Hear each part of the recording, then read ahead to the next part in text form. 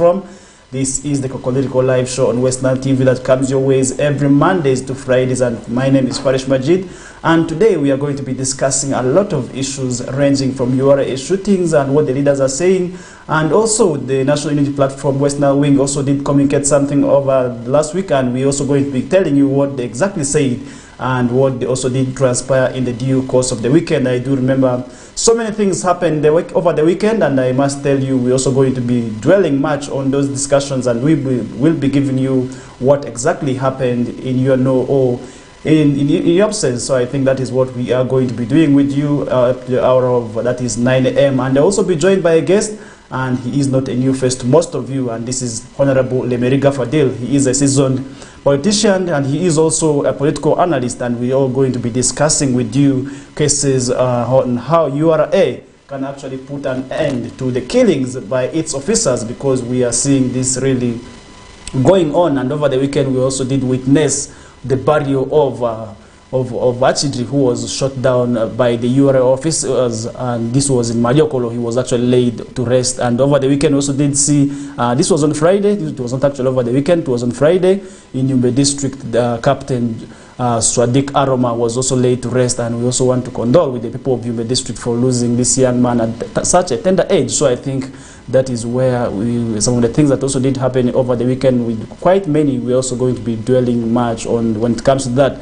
And the special way, without wasting any time, because I can see time is not our best ally. We're already 25 minutes after 7 a.m. and that means that we are already running out of time. And we also want to apologize for you who was tuned earlier on waiting for the show, and we actually apologize for the delays. And this was, I believe, due to some technical errors, but which are already fixed. And nonetheless, we're already here to give you what is on the Kokoliriko live show and what we have really prepared for you. And remember, yesterday, the West Nile parliamentarians, this is under their umbrella body, West Nile Parliamentary Caucus, did have a press briefing here in Arua City, and they actually did condemn the killings by URA, and this is where we are going to be putting our discussions, because as West Nile Television, we want to see how URA can put an end to the killings, because each and every year, ranging way back from 2009, we have seen URA officers really killing the citizens, and these are the people whom I presume that would be the taxpayers, but in most cases, actually the people who are also killed are the innocent ones, the innocent Ugandans who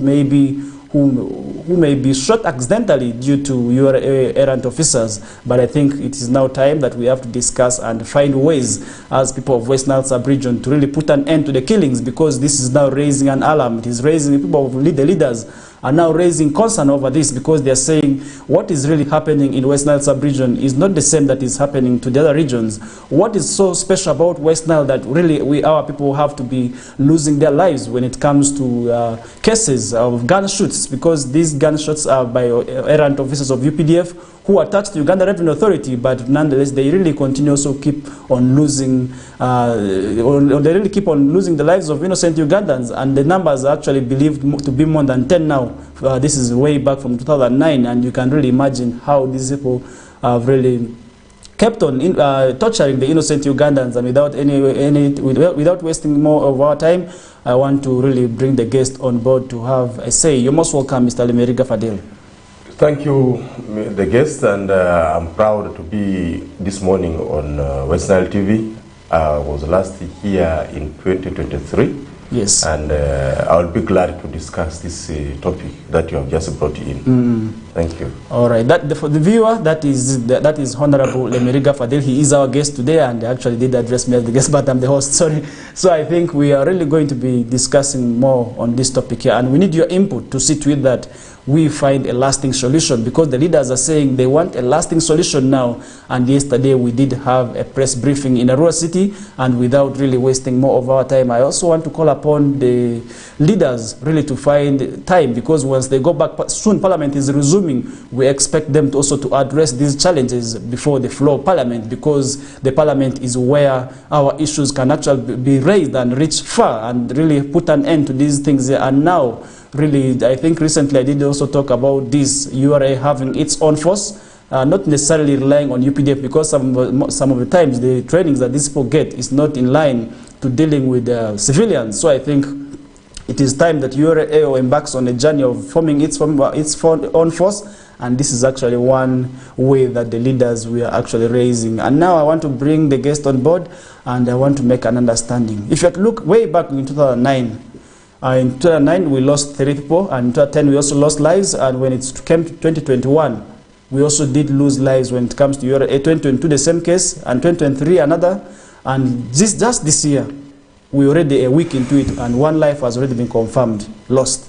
So what is URA not doing? What is it not learning from the past experiences? Because we are talking about this, if we are to talk about this, you can really imagine we did have so many engagements with top authorities from URA coming. At one time, we had the regional manager, Kakaire Ivan, come up to Arua and move to these places, and community barazas were done. And we also had the Commissioner for Customs also coming up to here, and all these things are not yielding results. URA seems not to be learning from its past experience. What is it that URA is not doing, and what lesson is it not doing? Because we continue to witness the killings each and every year.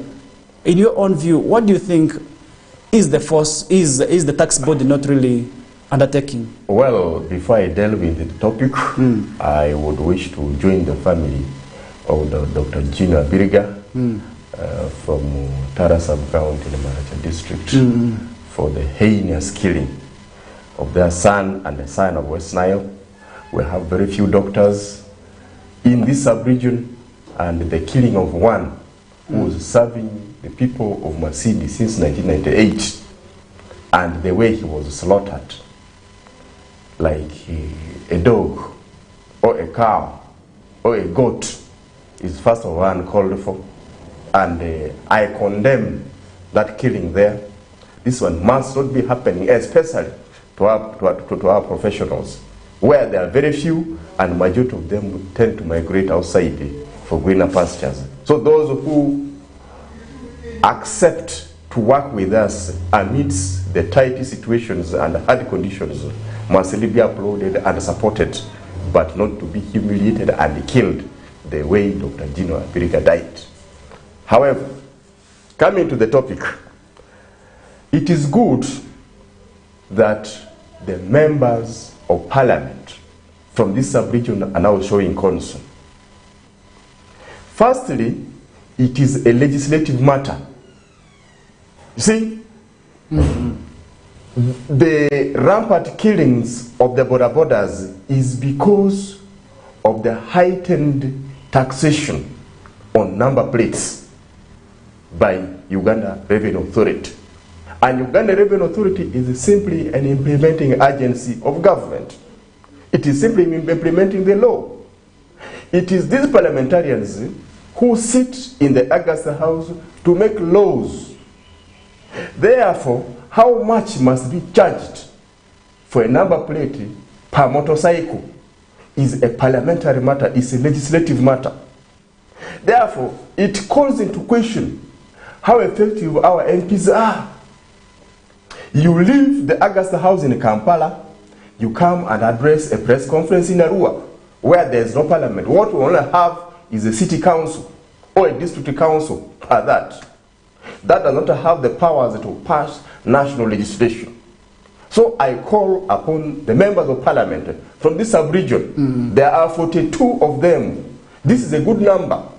If they can call their act together, if they can be able to go and have this issue put in the order paper, yes, so that it becomes a subject of discussion by the entire house, so that the taxes imposed on the border borders and many of these business entities, then it will be of much help.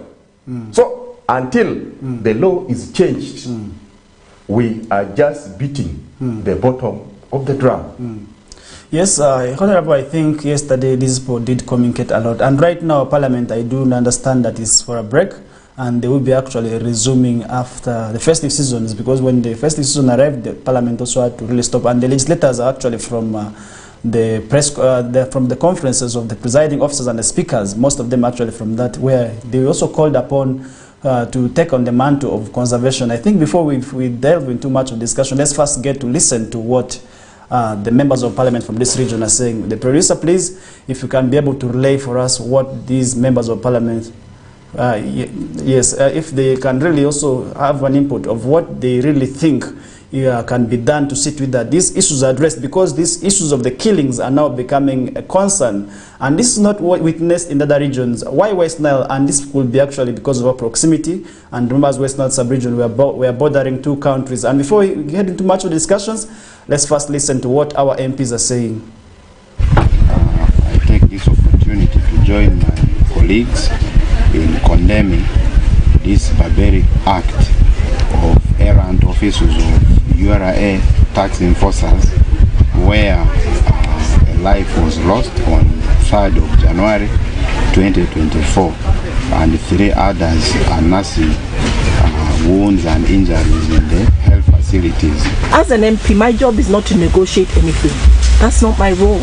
My role is to make sure that such a thing that has happened in West Nile time and time again never happens again. So my message remains, what can we do to stop this from happening again? And I think it's the image. When you see a URA official appear in a place, people start running. Even the innocent run. Why? Because the image still needs to be improved in this region. Indeed, we are appalled by what has happened to who would be taxpayers in West Nile over time. As you will hear from the narrative of my colleagues, the people who have been affected are not even smugglers. The people who have been killed in this incident are innocent people who were going about their businesses. And because of the behavior of URA, there is now low tax morale in the region. Let us then ask this question. Would these small boys or girls, should they be the target for URA? Where I sit, I know Uganda has double tax agreements with different countries, through which we are losing a lot of money. This is something the policymakers and URA and people in Ministry of Finance should be able to pay attention to. Every year, this country loses 2.8 trillion shillings in tax exemptions. These tax exemptions are granted by Parliament. Why would they not qualify those tax exemptions and try to raise money out of that than kill innocent people? Well, those are our members of Parliament, inclusive of Atima Butili Jackson, the area member of Parliament for Central Division, and also Joanne Annie Kokia, the woman member of Parliament for Madiokoro. This is actually where the recent incident of the killings did happen, and this was a saloon operator who was shot down by the errant officers of URA who were actually running after a motorcycle, a numberless motorcycle, but unfortunately they were able to shoot guns that didn't spare the saloon operator who was at work. And this also lost their lives. And so many of these, actually about 4, are still nursing injuries. That is at Nebi General Hospital. And according to the information we're also receiving from there, 1 is actually supposed to be transferred away from there to another medical facility for further treatment. And this is actually one thing that we really want to condemn. And the leaders actually did condemn the killings in the strongest terms. And now they are calling for a lasting solution. And that is why we are actually here to discuss more with you. And as the viewer, if you have something that maybe you feel that could have also helped to the people of West Nile sub-region, because the killings are mostly happening here, and the people who are actually being killed in most cases are also not the tax invaders. These are the innocent Ugandans, maybe who are walking, or maybe who are doing the things, but due to the guns not sparing them, most of the guns end up attacking them, and some of the times they also do lose their lives, or they are being left with injuries. Which is also not good, so that is something that we really want to condemn as for West Nile sub-region, and that is why we're already here to discuss with you on the Kokoliriko live show. And in case you feel like you want to have an input, you can use our various social media generating platforms. For instance, Facebook, you can also drop it on WhatsApp. For those of you on WhatsApp platforms, you can actually share your comments there. We shall be able to really share your views with the rest of the viewers, so I think that is quite good for you. And if you are watching us via YouTube, you can also drop your comments on the YouTube comment section. We shall be able to relay with the rest of the viewers here. And now we are still continuing the discussion. And now I want to bring back the guest on this topic. And we are really looking at killings. Because these leaders are saying, what they are saying is that these things are now becoming a bit discriminative. They want to know why West Nile. Why is that it is always the people of West Nile who are being reported to be killed by errant acts of the UPDF soldiers attached to URA. Why is not the other regions? Why is it only happening in West Nile sub-region? Now this is where I want to really bring back the guest on, and I want to make an understanding. Where is the problem? Where is the gap exactly? Is it URA or it is the taxpayers which is causing all these things there? Because if you look at these killings, they actually in most cases result from numberless motorcycles or smuggled goods. These are actually the most causing problems. If you look at the smuggled goods, we have fuel, we have numberless motorcycles, which are the majority, and some of the acts, some of the acts by the URA officers have actually been too brutal on the citizens. And now I want to have an understanding. Where exactly is the gap? Is it from the citizens or it is the tax body, in your own opinion? Thank you. Firstly, the gap is in the law. You see, the law is like a house. So all what is happening is under a house called Parliament. That is actually the most important institution in this country. Whether the executive, whether it be the judiciary, they all derive their power from Parliament. Parliament is so powerful because it is through these MPs that the citizens get to express themselves. So when people get to express themselves through voting, that voting which you do secretly is both an earthly and a divinely matter. Therefore, when you go to vote, you actually commit yourself to God. Therefore, whenever people are choosing, let them choose carefully. Because we wouldn't be lamenting here. So one, the law must not should. It must be addressed. There must be an amendment to the tax law in this country in as far as the taxes charged on certain goods and number plates is concerned. One, unless that one is addressed, we are just wasting time. Secondly, let government be fair. Not that the people of West Nile don't want to pay taxes. In any case, we are one of the regions that pays the highest number of taxes. Do you know that MTN collects the highest taxes from West Nile in this country? MTN. And MTN is one of the highest tax-paying body in this country. So West Nile contributes, even when we are growing tobacco. Government used to get a lot of revenue from this sub-region. And I understand the Goli border post in Zombo district is actually the most lucrative border post in this country. Second is Ovison in Evora. Then thirdly, the one we have in Ilia. Then thereafter, the border post in Koboko from Congo. Because that the one at Oraba has been affected by the insurgency in South Sudan. So, despite all this contribution, government does not appreciate the contribution of West Nile towards national development. Secondly, there is need for uniform taxation. You will find out that in other sub-regions like Western and Eastern, along Malaba, less taxes are charged on goods entering from that side of the country than the taxes that are charged on West Nilers. I am beginning to say that West Nile is still being treated as part of the Anglo-Egyptian Sudan, because we were one of the regions that joined Uganda latest in 1914. Maybe it is still being actualized through action when it cannot be said openly.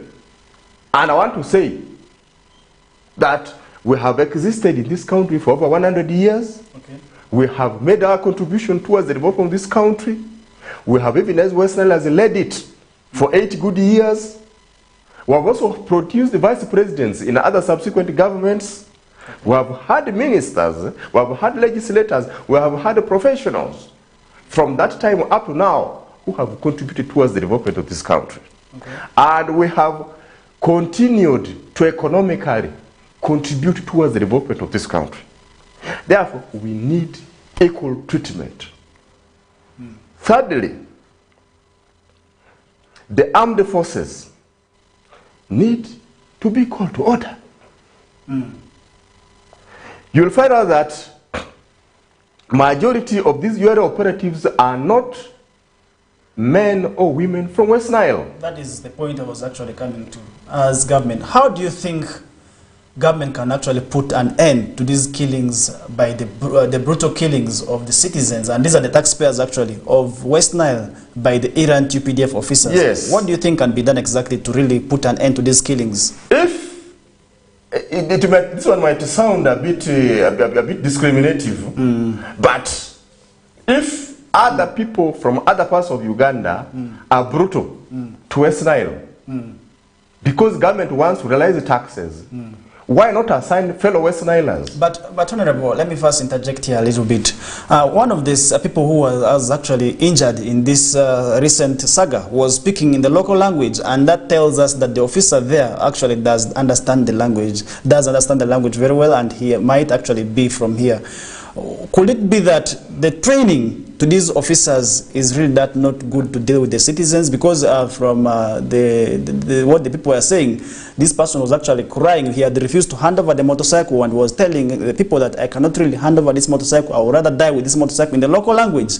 And the UPDF officer who was on ground was actually also to reply back in the local language. Where exactly is it a challenge? Is it that the training of these officers is not good enough? Yeah.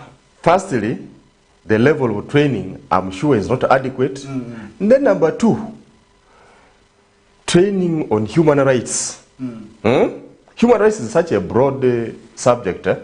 So if the issue of human rights is taught to these armed people, that whether somebody is armed or unarmed, these are all human beings.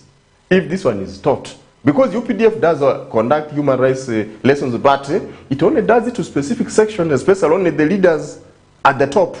So majority of the rank and file down here don't get human rights lectures or information as such. Number two, it comes to the issue of command. Who was the commander of the operatives who shot people in Koboko, in Vora, and recently in Madiokolo? Because unless somebody is ordered to shoot, a soldier cannot be shooting rampantly. So the leaders of these operatives at that particular time should be called to order. And do they come from West Nile? And do they have an agenda against the people of West Nile? And I believe up to now, this man who was shot in Madiokolo has not been compensated. It's like they even had their own funeral at their own expenses, because I've not gotten an update. Yes, there's a team that was supposed to be coming from URA headquarters to really come and meet these people here, and the information what we got from the hospital is they did have some small contributions, and what the money that they actually gave is not compensation. What they gave is just offertory, because this is what they said. The monies that they gave was not to compensate, but rather to just mourn. This was condolence, and that is where really. And that is why I term URA to be unserious, because URA does not run sort of cash. Actually, in their strong room, there is a cash poured there to be given to people who give information. Yes, they have ready cash. Whistleblowers. Yeah, for whistleblowers. There's a room at the URA offices in Arua where cash is put, and when you give information, you are asked to go and collect the amount that suits for you. Therefore, URA is not sort of cash, and the fact that it is a tax collecting body, it must be able to avail cash readily whenever it has been implicated into a problem. And the highest amount URA has ever paid to a victim is 10 million Uganda shillings. So that is the value URA attaches to victims in West Nile. So you can see how cheap the people of West Nile are. You are killed and your value is only 10 million. And in any case, it comes to expenses in funerals, the amount is 5 million or below. Therefore, it doesn't go below 15 million. That is URA for you. That is URA that collects money from us to run its own affairs. The vehicles they use, the uniforms they put on, the AK-47s which they use for killing our people, the fuel that is put in their vehicles, they get it from we, the taxpayers. Now, instead of being fair to us, who are their employers, they have turned out to be gangsters who are killing our people with impunity. And I believe, in any case, if the Director General of URA was serious, he should have driven immediately to West Nile since when these incidents happened. He shouldn't have waited until Monday or the weekday starts. So it shows how unserious URA is. I want to appeal to URA that we value our lives, we value our people. Don't think that you will continue to be doing. Let URA reflect on what happened. Is it in 2010? There was a cavio in Arua City here when they tried to confiscate some motorcycles. And in 2001, people confronted the UPDF. They even entered the barracks. The fact that people are sitting quietly does not mean that they are defeated. Our people are not defeated. I want to tell this one to government. Our people are not defeated. People only feel that we have had a lot of insurgency. We have lost a lot. We need to recover from this insurgency. So we should be able to rebuild ourselves. And the level where we have reached does not even require another conventional war. People now wanted to use their brains. People wanted to use education. People wanted to use technology to advance themselves, and it is the reason why, since 2006 up to now, Arua has expanded 5 or 6-fold. So people are now using other unconventional methods to develop themselves. Even if we don't get direct government support, but we can be able to use other avenues in order to get wealth. And even government is still surprised at how Arua City was able to expand this much in the last 10 or 15 years. So allow us to develop without much support from you government. Yes. Okay, Honorable, I think it is, don't you think it's time for government to now start drawing new ways of obtaining taxes from the citizens? Yeah, because if you have to look at it, we have people who are being, these killings are the ordinary young boys who are actually, in most cases, these numberless motorcycles where these killings have actually been resulting from. Or else it is fuel. This is where we have seen a number of these young guys getting the accidents, getting brutally being killed. And sometimes the leaders actually raise this concern, and I feel we need to talk about it, that there are people who are big people, the big wigs sometimes, who are being exempted from paying taxes, and now the burden is being transferred to that ordinary Ugandan. Don't you think it is time for URA to really go back to drawing boards and devise new means to see to it that the issues of paying taxes and maybe the issues of obtaining taxes, because paying taxes is really a mandate of the citizens, and maybe it is also time for URA and the leaders to also really sensitize the locals and tell them their duty of paying taxes, because without taxes, really, I would wonder how we shall be able to run this country. And really, one reason actually these leaders raise towards people not paying taxes is because they're not seeing the services. If you look at the roads are in dire status, and when you come to cases of health, really, they are still lacking. Some of the health facilities do not have drugs, and that is why the citizens sometimes see no reason of paying these taxes. That is why they also opt to exempt themselves away from paying these taxes. Do you think it is not time, really,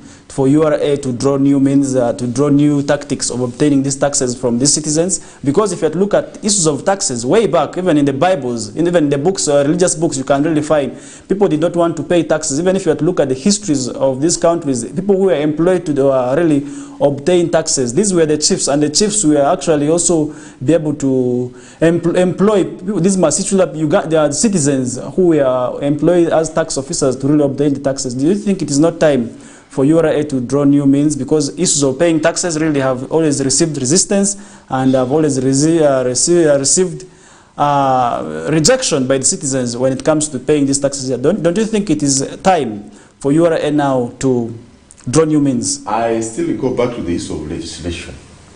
You see, a boda rider or a motorcycle owner has to pay between 1.3 to 1.5 million Uganda shillings to get a number plate.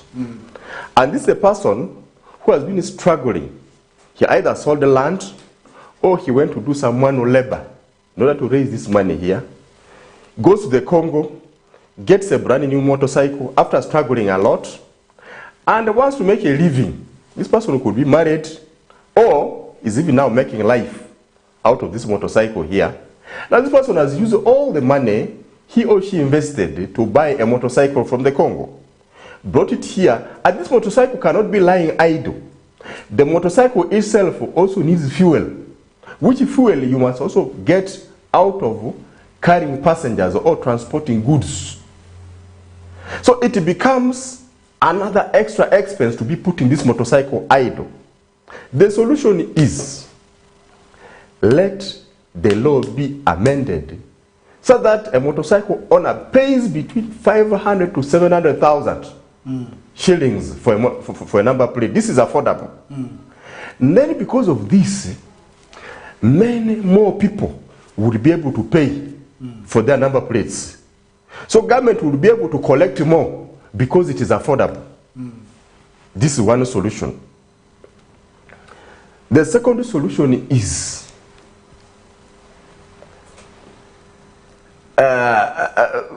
let government stop confiscating motorcycles because of those encumbrances I've mentioned. When a motorcycle is taken away, you take this person to totally zero level. This person cannot now do anything because he or she has to begin struggling to raise more money. This one causes unemployment. It causes people to become redundant. When more of these motorcycles are allowed on the road with less taxes, these motorcycles will be able to buy fuel from these petrol stations. Therefore, more money will be earned by government through taxes because more fuel will be consumed, because there are no more motorcycles riding on our roads. You see? And as these borders earn money, they'll use this money to go and buy basics of life in the markets. This one increases the level of revenue amongst sellers of various goods and services. And government will also collect taxes from these entities where the borders are buying. Okay. You see? Yes. So, if they will be able to understand this sequence here, that being fair and being humane to borders has a lot of positive effect on the economy, we will be able to solve all these problems here. So, address the issue of legislation. I still insist, legislation. All right, that is Honorable Lemiriga Fadil, and we are still discussing on issues of how URA can put an end to the killings in West Nile by its brutal UPDF officers. Really, the killings at times, in most cases, are not human enough. They are very brutal, and that is why we are already discussing on the show. In case you're just joining us right now, you are most welcome for the Kokoliriko live show on West Nile TV that comes your ways every Mondays to Fridays, and today is the first edition of the week. It's a Monday, and it's already we're already 8 days into the first month of January. That is the first month, and then this also goes back to you and also to the parents to sit with that they start organizing, because very soon the children will be going back, and some of the children who are actually being involved in this smuggling, and we also want to really call upon start changing their mindset to go back to school. And with that, we are going to be running for a short commercial break, and when we return back, we shall be able to really keep on engaging on the discussion. In case you have anything, feel free to use our various comments platforms, and we shall be able to also share your views with the rest of the viewers. For now, let's first running for a short commercial break, and when we return back, we shall be able to pick up with the conversation from there. Thank you.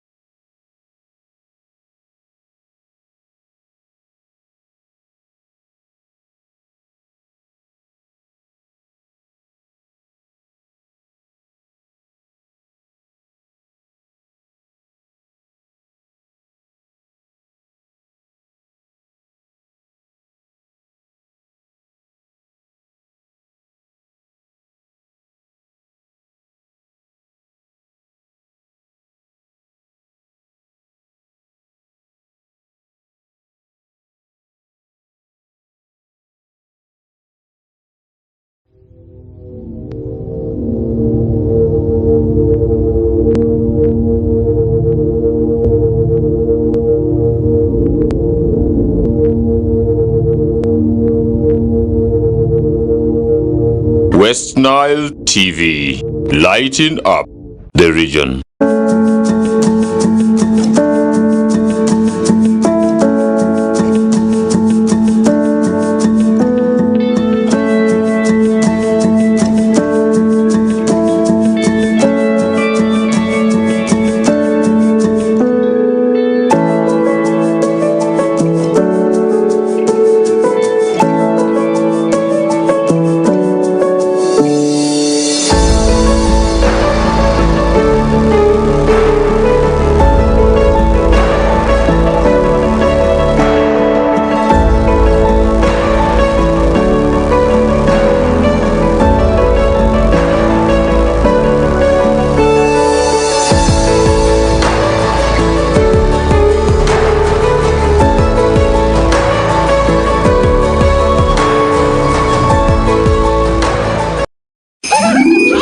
Family the bigger feast this Christmas with Star Times upgrade to Kongere promotion. Novel customers on antenna decoder simply pay 16,000 shillings copper bouquet monthly subscription to enjoy basic bouquet for free. Enjoy variety of entertainment including Hello Mr. Right on Makula Chika, Kazanya Kukazanyo on Makula, animations and cartoons on Boing, series on TLC and Star Life. Even better, we have added all your favorite local channels. So make this the unforgettable holiday. More content, happier family.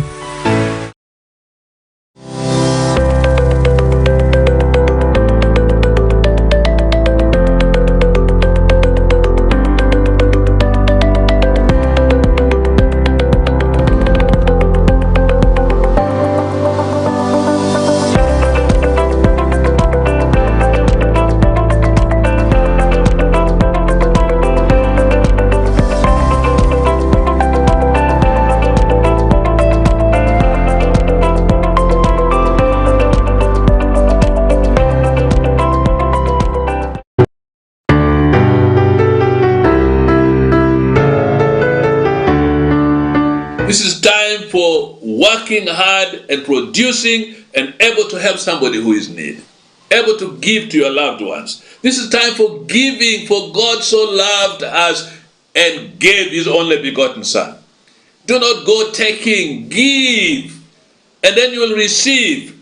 If you are planning to rob somebody, listen to me carefully, God is not happy with that. If you are planning to steal people's things, God is not happy with that.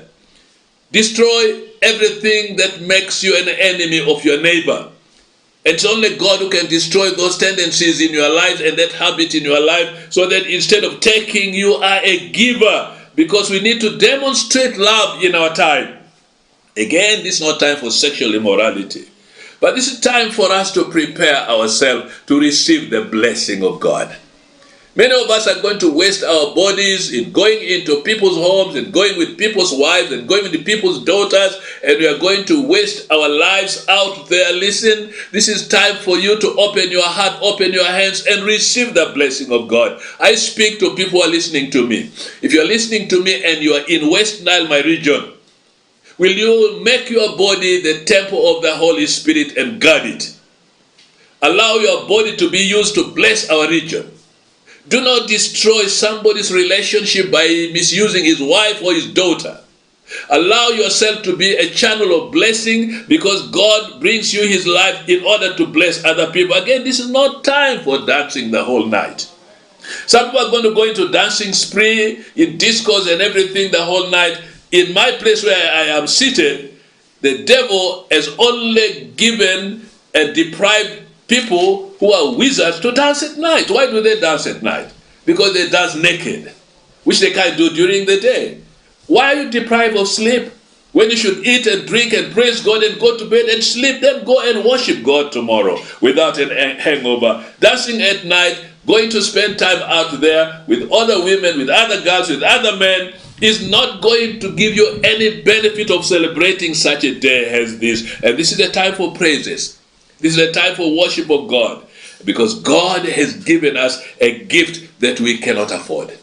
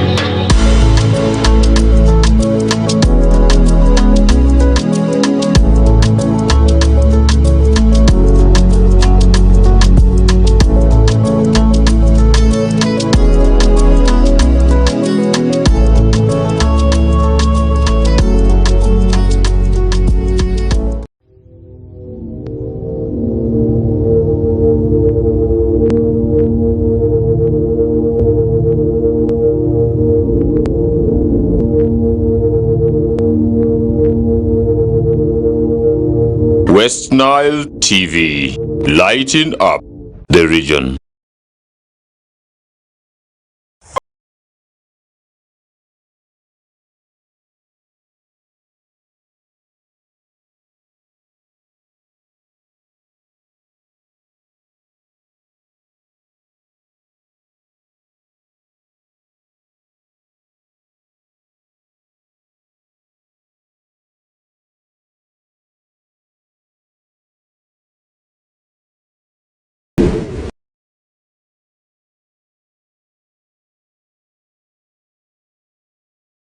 Back, in case you're just joining us right now, you're most welcome for the Kokoliriko live show. And in case you kept it right from the time we began till this hour here, I want to thank you in a special way. I also want to implore you to share your views. And when we headed for the break, we did have a long comment coming from one of our brothers, that is Asiku Maxwell. And Asiku is saying, good morning, West Nile. I want to appreciate the show. First of all, why does URA kill people in West Nile is the biggest question that we need to analyze before blaming URA. And secondly, what is Parliament's position on these killings? It's something that if the MPs cannot clearly explain, then these killings will continue last. What's government's assessment or plan to these young, innocent, unemployed people? It will help government to reduce these killings. However, government should carry out assessments on the reasons why URA is killing them, understanding the difference it needs by the citizens, because West Nile is not the only sub-region that borders other countries in the country. Industrialization should be promoted to curb poverty among these young people who are involved in the struggle. I think that is what he really said, and he thanked us for the show. And we also want to thank you for your comments. And as the viewer, you can also as well share your views and share your opinions. That is what we shall also be explaining and sharing with the rest of the viewers. And this is actually something that also goes back. And the leaders are actually threatening to petition the president now. This is something I should not forget before we leave this show. They are threatening to petition the president because this West Nile sub-region is actually an area that has been enjoyed by NRM when it comes to the elections. And this is actually where also the citizens are being killed. And when it comes to issues of URA, and this actually is going to drastically impact on the leaders if they do not address it. And this is actually one issue that they did raise as leaders of this sub-region. They are saying their elections are at stake. Because of the killings, the voters are demanding for explanations, and just like Asiku, our brother Maxwell also demanding, and I think that the voters are also demanding for an extraordinary mission to see to that URA puts an end to these killings in the region, because really the killings are really being manifested each and every year. We are reporting a case of a URA shooting dead a citizen, and these are the taxpayers. I don't understand that in most cases everybody is a taxpayer because of the goods that we buy. Nobody can survive without buying at least a product in a day. I really wonder how much taxes we are losing when it comes to really killing these innocent citizens because of a motorcycle. Really, why must you lose a taxpayer who would actually be the long-term payer of your taxes? So I think this is something that URA is not doing, and now the leaders from this region, who in most cases who are in the majority affiliated to the national ruling government. So I think this is where they did actually put out their issues, and they are now petitioning, threatening to petition the president. They are really going to tell him that something is not being done by URA. It is URA letting them down. And now that's when I also want to bring upon the guests to see to it that what does this killings of URA hold for the government, or for the government that is in power, and how is it going to really impact on the issues of people paying taxes, and what is it going to really cause to see to that people really ensure paying their taxes? Is it going to force people into paying taxes, or it is going to make people become more resistant to paying taxes? And really, because this is an issue that we have really witnessed, and if you can really be observant enough, if URA enforcement officers reach out an area, you can really see the fear that is among the taxpayers. You can really see people sometimes fleeing their places, and that is why these innocent cases are also sometimes being shot, and because people want to come and see what URA is exactly doing, and that tells us of the sour relationship that is between the taxpayers and the tax collecting bodies. So I think this is something that also needs to be really addressed, and this is to URA. If this is not addressed, then we are still going to be witnessing cases of these killings and people being forced into paying taxes. And before we headed into the break, we did discuss on ways and the challenges URA is really facing, and now I want to bring you back on the way forward. What can URA do?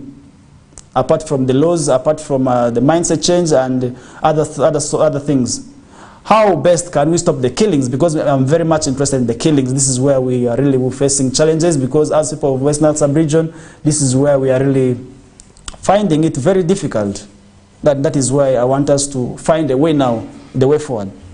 First solution is your operatives should value life. Yes.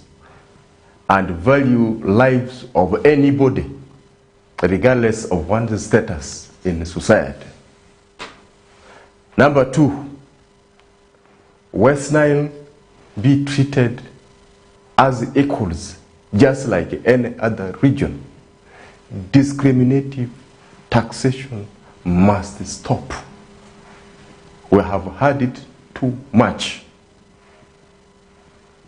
Thirdly, those who violate the law, those who kill or injure West Nilers must be brought to book. This is what will be able to stop. And if the worst come to the worst, and if the URA operatives here cannot adhere to humane rules, let only security operatives hailing from West Nile man URA operations in this sub-region. This one looks discriminative, but it is the reality. At least our own people would be fair to us. We see people here, some have long noses, you see. You're heading a big secretariat. No. But this is what we're seeing. Okay. And we believe it is because of these discriminative orders that all these rampant killings are happening. And when this man in Madokolo was killed, the URA spokesperson in Kampala was called. She was instead blaming the local people. Yes. And the word she uttered were not so good. Let us be humane. Treat West Nile as part of this country. And in any case, West Nile did not apply to become part of Uganda. We were negotiated on a table by the British. That part north of northern Uganda, which was part of Uganda, was given to Anglo-Egyptian Sudan in exchange for West Nile. That is how the boundaries were changed. These were not our things. In any case, why do you want to take us to the extreme of demanding for the establishment of Lado State? Because it is still ripe, it is at the UN, it is at the AU, and it is even in the State House. Why do you want to make us begin thinking about Lado State with all these killings? And do you think we cannot manage ourselves? If that is how you are treating us? Don't you see that Arua already qualifies as a capital city for the state of Lado? Don't you see that we already have universities around that can easily be uplifted to full universities? Don't you see that we have had a good number of educated people who can give leadership to this sub-region? In any case, something happens. Don't you see that we have uranium in Yumbe? We have minerals all over the sub-region. We even have oil in West Nile. We have River Nile, because in any case something happens, we shall have to share River Nile with the country, I don't know what it will be called. We shall have to get share of Lake Albert. We have people who know how to trade. I ask Uganda government not to take us to that extreme, because we know our history, we know who we are. Don't intimidate us. We are beyond intimidation. Okay. Don't intimidate us. Give us our rights as citizens, as enshrined in the 1995 Constitution. All the tribes in West Nile are listed in the 1995 Constitution as being equals to other tribes in this country. Therefore, we must be able to enjoy all the rights conferred upon us by the 1995 Constitution. Okay, I think one issue that can actually stop these killings is avoiding the smuggling. And one factor that has really been contributing to smuggling in this region is that the differences in prices of commodities, that is between Uganda and the neighboring countries. If you look at the reason why these young men opt to go for these motorcycles to DRC, because DRC is the biggest pool that feeds West Nile with these numberless motorcycles, you can really tell that the prices are really not that the same. Because a motorcycle that really costs around 3 million in DRC here is around 5 million. And then you look at fuel, the price when it comes to the petrol station in Uganda here is also a bit higher compared to what is really in our neighboring countries. At the level of East Africa, because soon DRC is becoming part of the East African community, and it actually began, that is where we also be seeing discussions between the leaders of these countries. Don't you think that it is time for the leaders of Uganda and the neighboring countries, for instance South Sudan and DRC, to now sit down and harmonize a uniform price when it comes to these commodities, to see to it that they address the issues of smuggling of fuel and also the numberless motorcycles, because this is one factor where the young men have actually been engaging themselves very much into? It still goes back to legislation. The motorcycles in Uganda are charged at least 5 million because they compute the taxes charged on number plates too. Because most of the taxes sold, motorcycles sold here have the number plates already placed on them. Therefore, the businessmen compute those charges in the number plates too. So still, if the law was changed so that the number plates are cheaper, then the prices charged on motorcycles in Uganda would also reduce. And I want to reiterate that naturally and forever we shall continue to be neighbors to Congo and South Sudan. Therefore, some of these things are not going to stop. Still, it comes back to legislation. Make the law fair so that the prices of some of these goods are lower and affordable by the local people. Then people will stop smuggling, will know that these taxes are affordable. Secondly, let Uganda government implore the Kinshasa government also to begin giving free visa services to Ugandans. Uganda only allowed Congolese to cross here without visas. Meanwhile, the Congolese government has remained tight-lipped. It's as if we need more favors from Congo than Congo needs from us. Actually, Congo needs more favors from us than we need from them, because majority of the goods and the services offered in Eastern Congo come from Uganda, and it is because of our proximity to Mombasa and Dar es Salaam that the Congolese get all these services. The Congolese in Eastern Uganda are too far from Kinshasa, which is served by the port of Matadi on the Atlantic Ocean. So it is important that Uganda government stops playing cheap, stops always bowing down to neighboring countries. You saw recently how the South Sudanese were able to refuse our cereals. They said it was full of aflatoxins. This is South Sudan that would not have come into existence without Uganda's assistance. We gave them arms, we gave them knowledge, we gave them our soldiers to fight for the independence. In less than 10 years, South Sudan is here haunting us, a small child in terms of republicanism. To be able to respect his father, to be able to respect that country that spoon-fed her. So, Uganda government should stand on its own and also defend the rights of Ugandans. Those Ugandans who lost goods in the insurgency in South Sudan have never been paid. And when companies were listed, it is instead the top government people who submitted in their companies. And when investigations were done, it was found out that majority of the beneficiaries who deserved compensation were excluded. Therefore, Parliament suspended the entire process. So all these things are happening here as if we don't have eyes. Okay. You see? So let us stop playing soft to our neighbors. There's a lot that we offer to this sub-region here. Let us stand on it and demand for what rightly belongs to us. Yes, we offer the best education. in this sub-region. How much? And even Uganda opened up. The South Sudanese students coming to Uganda are now not paying a visa fee of $100. I don't know whether the same is happening to Ugandans who are crossing to South Sudan. Why do we make ourselves cheap? As if we are the least human beings on earth. God gave us a lot of resources. We have sunshine all over. We have rain.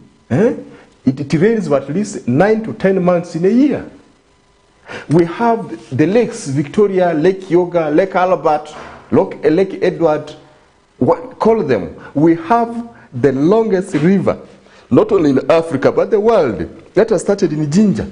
And it flows almost in all parts of Uganda, because it begins from Jinja, it goes to Eastern, from Eastern it joins Lake Yoga, from Lake Yoga it comes towards the west, it joins Lake Albert, from Lake Albert it now moves towards the north. These are God-given resources that Ugandans will be able to use to build her strength. Okay. We have human beings who are enlightened enough. Every year we are graduating people, both in universities and technical institutions. This is a resource to this country. Therefore, to begin looking down upon ourselves so that we offer ourselves cheaply to neighbors, you wonder why. We still have a lot of minerals that are not exploited. Okay. Even our oil is still down there. It has never been fully exploited, because we are still constructing the pipeline to Tanga Port in Tanzania. Why this cheapness that we are showing to the rest of the country? You see, that's not the worth of Uganda. So until we sit and assert ourselves on what rightly belongs to us, we shall continue to suffer. Ugandans are killed in neighboring countries. The government does not even issue a statement. So you can see how worthless Uganda thinks her citizens are. Uganda doesn't demand for compensation in case its citizens are killed or are robbed or are maimed. This is bad. I want to bring you a bit here. The National Unity Platform West Nile Wing has actually threatened to demonstrate, and this is because of the infrastructure development in this region here. And they're also complaining about the long connectivity to the national grid, which the people of West Nile have waited, and up now we are still waiting to be connected to the national grid fully, because this is something that maybe could also be affecting people from paying taxes. Do you think that the issues of social services being extended to the citizens is one that is affecting people from paying these taxes? Because paying taxes is really our mandate, because as citizens of this country, we have the mandate to pay the taxes.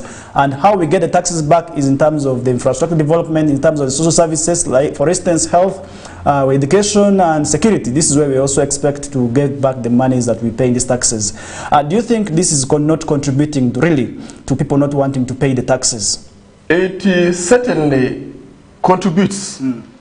Because right now, from Manibe up to Yumbe, from Manibe up to Rhino Camp, if a pregnant woman does not abort, she will reach her destination suffering labor pains.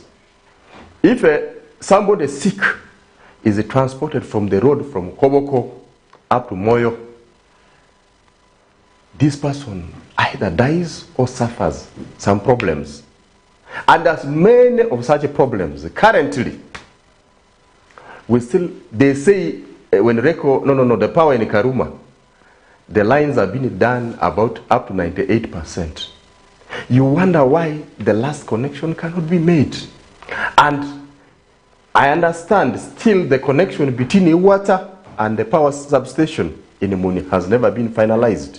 So if that one is not done, I don't know how this big power will be taken to the main station, because the main distribution center is in Iwata.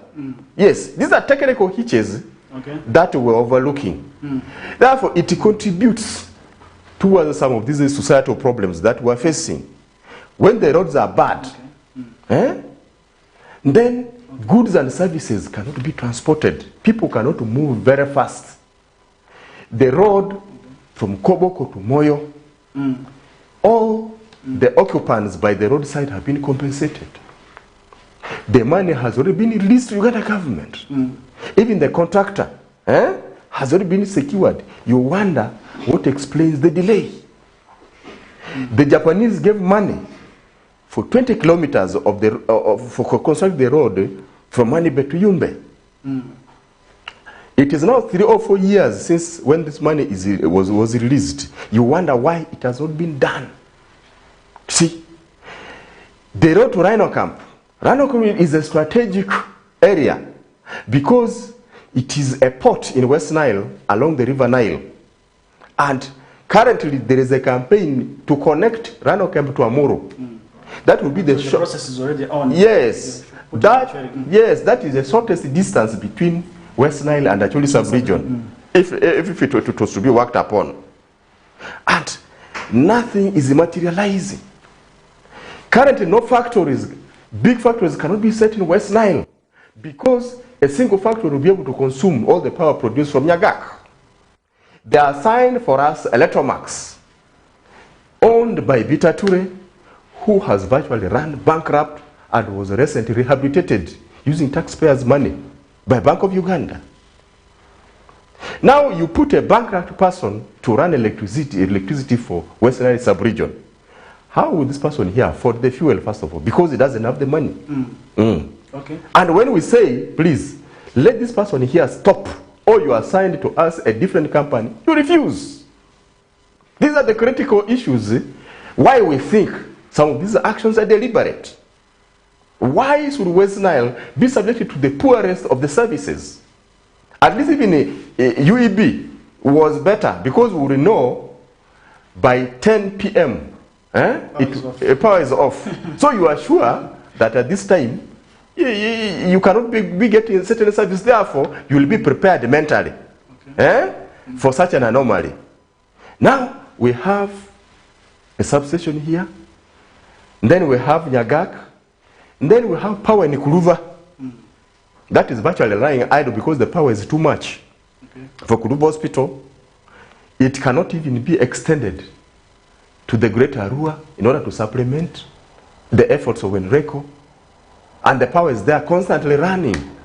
It is actually some of the turbines have been switched off because the power produced by the substation, by the power station in Kuruva would be too much for Kuruva Hospital. One time they tried it, it burnt all all the equipment in the hospital.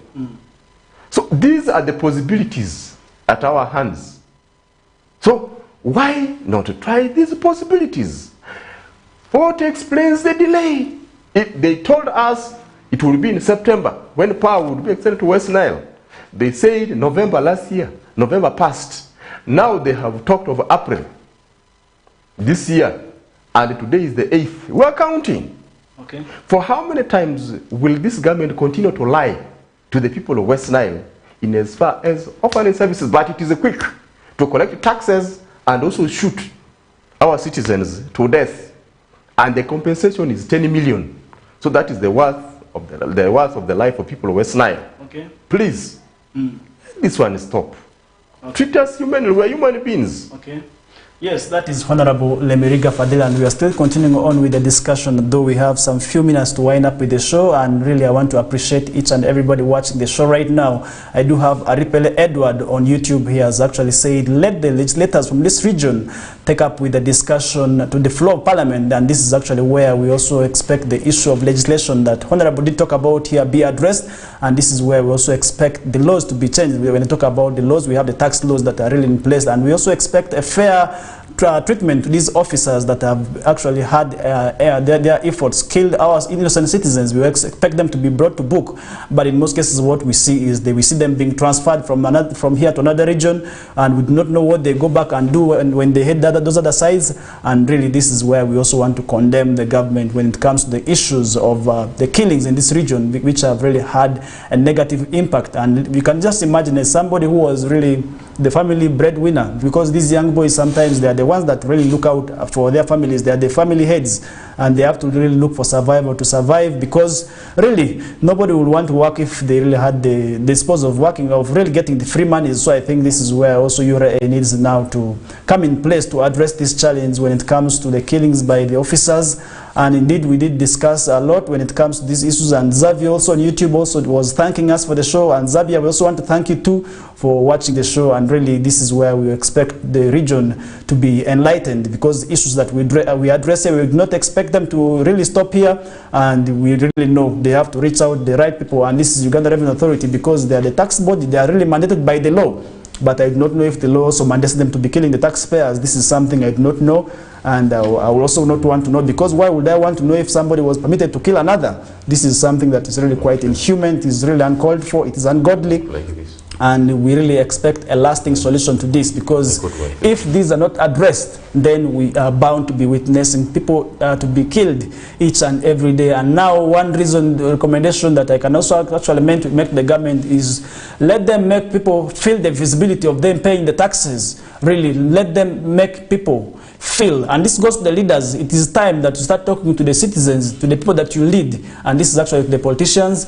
We really want to encourage you to talk to the citizens to pay their taxes, and really also we want you to lobby back for the funds that these people actually pay for, because if once you're a representative of them, then you really have a lot when it comes to really bring the services close to these people. And if they see the services, then they will find it very easy to pay the taxes, because they will understand I'm paying these taxes for this reason. And I know once I fulfill my mandate of paying taxes, I will be able to also access the medical facilities free of charge and maybe at a fair cost. And then the road's okay. You can really imagine how long it takes to move from a road to Kampala at this time, because of the poor status of the road, which is really which is not really in a good status, which is really poor. So I think this is something Uganda Revenue Authority and the government needs to take up when it comes to the issues of addressing the challenges of the killings by URA, because the killings are really becoming too much. And if you have to look at the killings way back in 2009, we had 3 people being killed.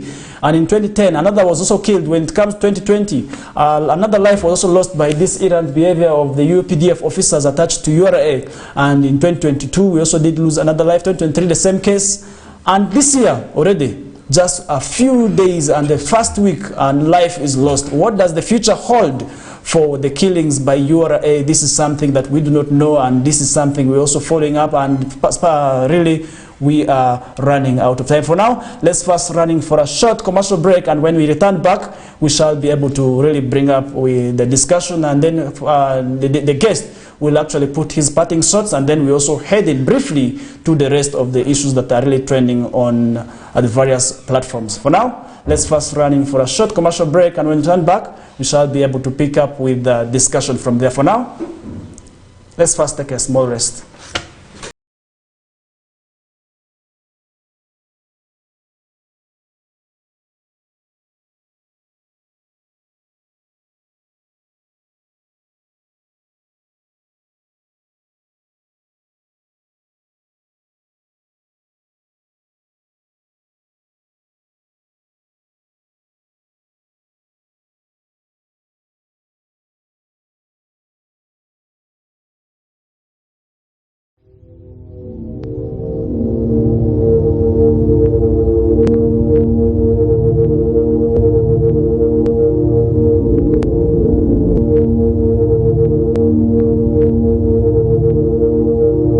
West Nile TV, lighting up the region.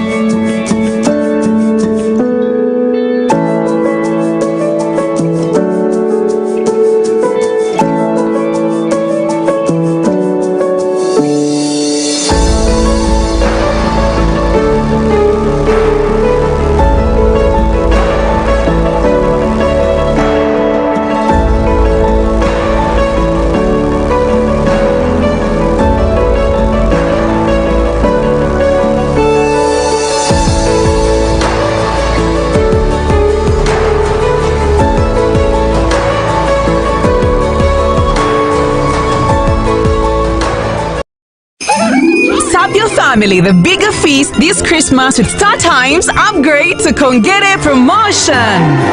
Novel customers on antenna decoder simply pay 16,000 shillings copper bouquet monthly subscription to enjoy basic bouquet for free. Enjoy variety of entertainment including Hello Mr. Right on Makula Chika, Kazanya Kukazanyo on Makula, animations and cartoons on Boing, series on TLC and Star Life. Even better, we have added all your favorite local channels. So make this the unforgettable holiday. More content, happier family.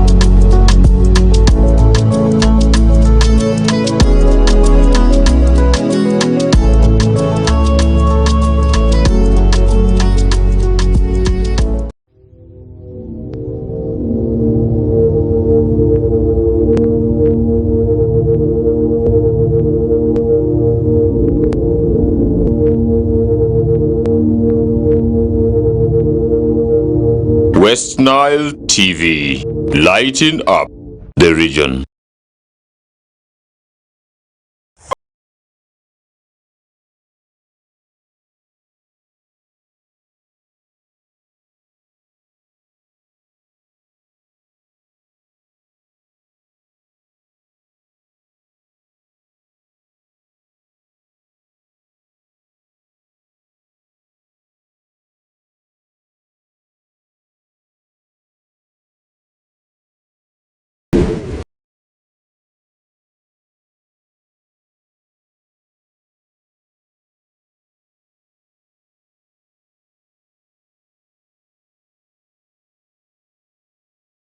Right, welcome back with the discussions of URA killings, and this is the Kokoliriko live show with me, Farish Majid, and today I'm privileged to be joined by Lemeriga Fadil, a seasoned politician and a long-term veteran opposition candidate. So I think he is not by mistake here on the show, and really the discussions have been too much, and for the viewer and the follower, you must have witnessed with the discussions have really been in relation to the killings of URA, and now we want to find a lasting solution to see to it that the killings stop in 2020, the killings that have happened do not really continue in the coming years, because we want to find a lasting solution, because the killings really leaves sometimes the families with a lot of pain. Right now, I remember over the weekend, one of the victims was actually laid to rest in Maniokolo, and this is in Okolo town close. So one victim that the saloon operator actually, who was shot down by Iran TPDM officers. So I think we really did discuss a lot there. And now we are winding up with the discussion, and I want to bring back the guest to finalize on the last source when it comes to URA and the way forward for URA. And then we shall be able to also head into the Junubin Cultural Festival. This was also something that we cannot live without talking about. And this cultural festival did take place over the weekend at Heritage Courts Hotel in Arua City, and this was on Saturday, where over a number of people came for this cultural festival. And South Sudan, if you can remember, it has 64 tribes, and these were actually represented at the Junubin Cultural Festival, where they talked about peace, love, and unity. Because if these people do not really peacefully coexist in this country, then there's no peace way back home, because sometimes also the wars in South Sudan have been caused by these tribal sentiments. So I think this is something that also we need to talk about, and that is where we shall be able to really finalize with today's discussions with. And for now, allow me bring back the guest, Lemeriga Fadil, to put his final words on the discussions connected to URA, and then we shall straight be heading into the Junubin Cultural Festival and really have an understanding of it. Because the word Junubin, from my own understanding, means South Sudanese, and South Sudanese are the people. And for now, allow me bring you back, and we shall be able to also head with the discussions when it comes to the Junubin Cultural Festival. Thank you. You must welcome back. Thank you. We are finalizing on the discussion of URA. First solution, deal with the law. I am not changing the law for West Nile. It will be changed for Uganda. It will help the entire country. There will be fair taxation, and because of fair taxation, more taxes will be collected by Uganda government. Therefore, we shall stop picking debts from World Bank, IMF, China Exim Bank, Arab Development Bank, whatever bank you call it, and we shall stop disturbing our banks like Stanbic and others, where the debts on Uganda has now accumulated to 917 trillion Uganda shillings. This is too much. Now, if you distribute this one on every Ugandan, this is over 2 million Uganda shillings. On innocent people like us who have never so much contributed towards the accumulation of this wealth, because it is used to feed or appease some people in top offices somewhere. What we get are these flimsy services in terms of bad roads, no medicine in our hospitals, poor payment of our teachers. That is what we get. Handle legislation, let Parliament take it up. Actually, it must become the next issue in the order paper when Parliament resumes next. 2, there is need to sensitize the area operatives that human rights are universal, and without status and without one's regional inclination or tribe, treat the people of West Nile fairly. Thirdly, let people push their leaders to act. Because I'm speaking here, I will not be speaking for everybody. You know the contact of your leaders, push them to do the right thing. And let government use the monies we have paid as taxes fairly and equitably, because we have had lavish spending in this country when it is the same government that is crying over money. It builds one's understanding that the same government is crying, but at the same time is splashing money, sending delegations to UN, where over 200 people go and some are stopped from the conference, and they only stay in their hotels to accrue expenses of this country. The same mistake was repeated during the climate change conference in Dubai. Those are mistakes that our government makes. Okay. Bailing out business people who have mismanaged their businesses, and such preferences cannot even be given to other citizens. You see, people are suffering. Then another solution is stop favoring foreign investors. The biggest contributors towards this country's revenue is the local investors. Why does our government think an investor is only a foreigner? West Nile TV is investing here in information dissemination. How much support has it gotten? Our radio stations here are suffering from overtaxation. Others don't have residences of their own. They cannot even pay their journalists. Many Ugandans have opened schools, have established health centers and hospitals. How much support are they getting? Okay. We have Ugandan farmers who wanted tractors. We have land that is lying idle.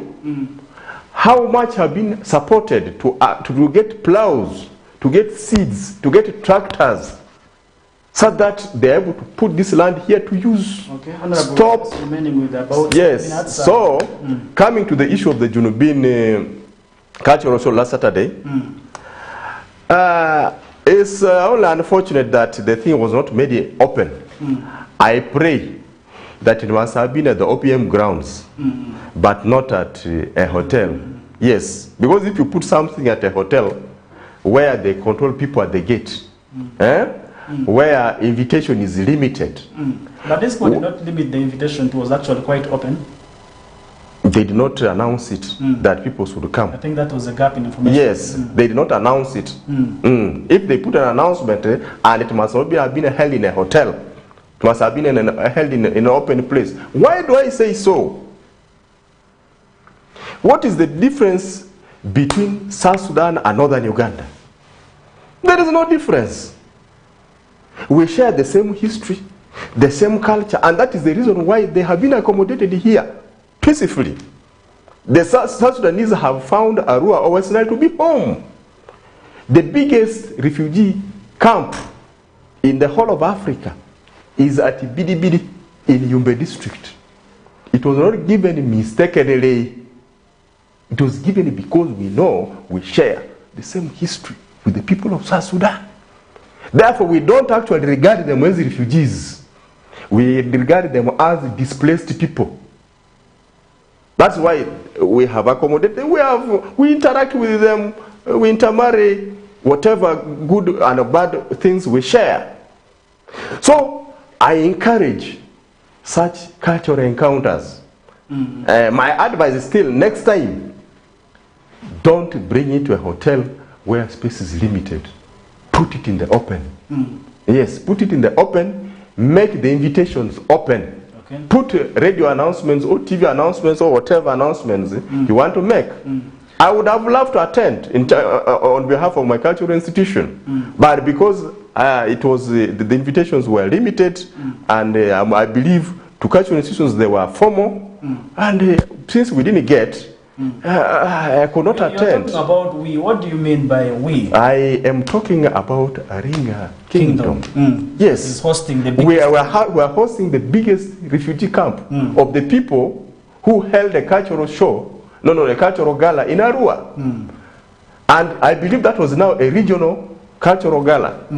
Therefore, invitations would have been extended to all the cultural institutions within the sub-region. Yes. So I think that was a serious oversight on their part. And next time, don't make such a mistake. And why do you bring it actually to Arua? This thing is supposed to be rotated. Yes, it's supposed to be rotated. We want you people to interact with the Aringa people who have given you the biggest chunk of land. Anywhere. You are staying there. We have given you land for agriculture. We share the same schools and hospitals and health centers with you. We have intermarried. And we share a boundary. South Sudanese cross into Yumbe district. Aringas also cross the other side. You forgot all this. Oh. So we need that interaction more, so that we bond more. Yes.